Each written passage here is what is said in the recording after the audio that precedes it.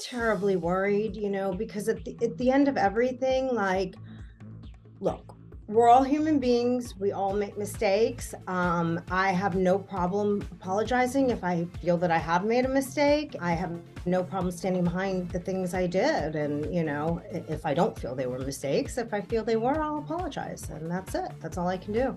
Jen is okay. It's a lot. So anyone in her shoes would be struggling with a lot of different things. And she has obviously a lot of variables being thrown at her well beyond her sentencing. You go on this television show, like you said, what happens when you're there. You don't know what happens when you're not there. And typically, usually, not always, but usually we have a chance to speak out as it's airing, whether it's via social media or interviews or whatever. And she really has not had that same chance. She's been on social a little bit, but she's really tried to stay off for the most part. It's been a very trying time because to go through this and feel like you don't have a voice on top of everything else that she's facing, it's overwhelming. And I think, she just tries to focus on the day-to-day as best she can. It's less surprising now than like stuff that went on, in my first season or whatever, because coming into this, I was really very private. Like I just kind of lived my life and, did my thing. And I really didn't confide in many people because I'm not the most trusting, to be totally honest.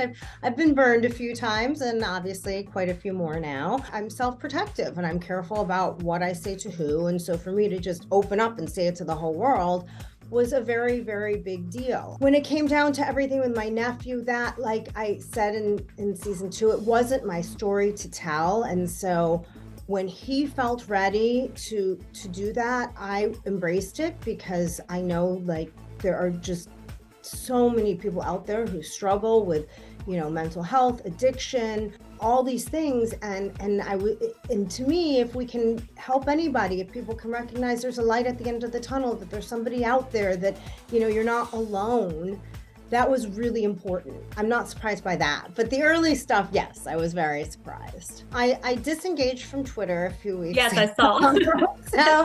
So I'm not really following that so much. I've been really, really, really busy these last several weeks. I've not been on social as much as I actually would like to be. That's kind of a strange thing to say.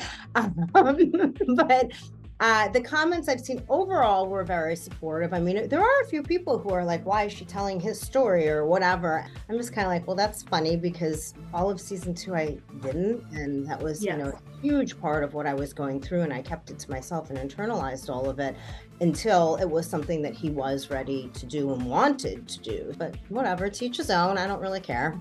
Something happens that looks like, the end result was that she had been punched. Obviously, that's a pretty wild thing right there, and on top of that, there is a lot more coming, a lot of very big issues that still have not really been fully flushed out and disclosed, a lot more drama. And at the end of it, it's definitely an explosive season, definitely different, I can tell you that. We all kind of know where it's heading to some degree, but there are a lot of twists and turns that I would imagine none of the viewers would have ever anticipated. I did say that there were rumors out there about Lisa Barlow and that I didn't believe them, and next time I'll just say I do believe them. I mean, what do you want from me?